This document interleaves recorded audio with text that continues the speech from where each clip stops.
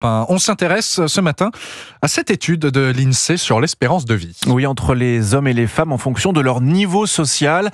Et désormais, Louise Salé, un ouvrier et un cadre n'ont plus que 5 ans d'écart d'espérance de vie à 35 ans contre 7 ans dans les années 1990. Oui, chez les hommes, l'espérance de vie a progressé en fait dans tous les milieux sociaux et plus rapidement encore chez les ouvriers. Pierre Porra, responsable de la section situation et dynamique familiale à l'INSEE. La mortalité liée au cancer du poumon a reculé pour tous les hommes, mais dans la mesure où les hommes ouvriers fument davantage que les hommes cadres, ils étaient vraisemblablement plus concernés par le cancer du poumon. Et donc cette réduction de la mortalité liée au cancer du poumon, elle est plus bénéfique pour les ouvriers que pour les cadres. En revanche, cet écart d'espérance de vie lié au statut social augmente légèrement chez les femmes. Dans les années 90, une ouvrière décède en moyenne 2 ans plus tôt qu'une femme cadre. C'est désormais 3. La mortalité liée au cancer du poumon a cette fois-ci augmenté chez les femmes. Dans la mesure où les femmes ouvrières fument davantage que les femmes cadres, cela a pu ralentir les progrès de l'espérance de vie pour les femmes ouvrières. C'est en tout cas une des explications qu'on propose dans cette étude. Et il y a une chose qui ne change pas, les femmes vivent toujours plus longtemps que les hommes. Une ouvrière décède même plus tard qu'un homme cadre. Elles ont moins de comportements à risque